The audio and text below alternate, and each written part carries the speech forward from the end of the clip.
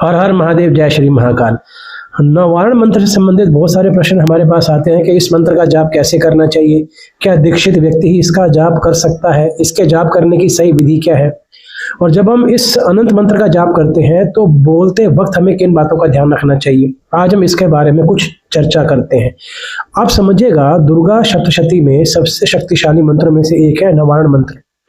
यदि इस मंत्र का जाप पूर्णतः विधि विधान से किया जाए तो इस सृष्टि में कुछ भी ऐसा दुर्लभ नहीं है जो आप प्राप्त नहीं कर सकते हैं। किसी भी तरह की साधना के लिए सबसे पहले होना चाहिए आपका उत्तम मनस।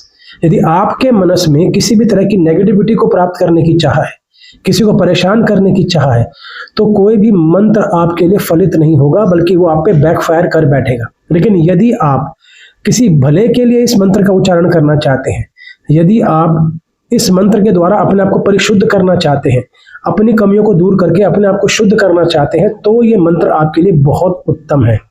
ऐं ह्रीं क्लीं चामुंडाय विच्चै, यदि इस मंत्र का जाप करते हैं तो आपको इस मंत्र के लिए दीक्षा लेना बहुत महत्वपूर्ण है। आप समझिएगा, किसी भी तरह के मंत्र का संधान अपने मन से नहीं करना चाहिए। लेकिन यदि आप दीक्षा नहीं लेना चाहते हैं, यदि आप स्वयं इस मंत्र का पठन पाठन करना चाहते हैं, जाप करना चाहते हैं, तो इससे पहले ओम लगा लीजिए। ओम ऐं ह्रीं क्लीं चामुंडाय विच्चै। अब कई बार ये शब्द कहा जाता है, क्या यही सही उच्चारण है?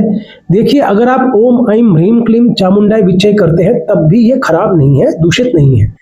लेकिन ओम ऐं ह्रीं क्लीं चामुंडाय विच्चै को काफी उत्तम कहा गया है, इस वाचन को शुद्ध कहा गया है, तो आप इस मंत्र का जाप कर सकते हैं।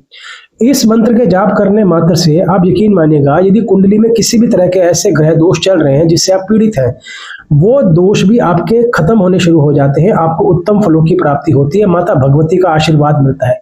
ये अकेला एक ऐसा मंत्र है जिसमें माता महालक्ष्मी, माता महाकाली, माता महासरस्वती, इन तीनों की अनंत ऊर्जा है। तो यदि आप किसी भी देवी को अपने मनस में रख के इसका जाप करते हैं तो आपको अवश्य उस जाप का लाभ प्राप्त होता है। लेकिन मैं फिर से कहूंगा, यदि गुरु द्वारा दीक्षित ये मंत्र होगा तो उत्तम फलों की प्राप्ति होगी। इसका पूर्णतः विधि विधान दुर्गा सप्तशती में लिखा हुआ है, तो आप वहां से समझकर इसका जाप कर सकते हैं। हर हर महादेव, जय श्री महाकाल।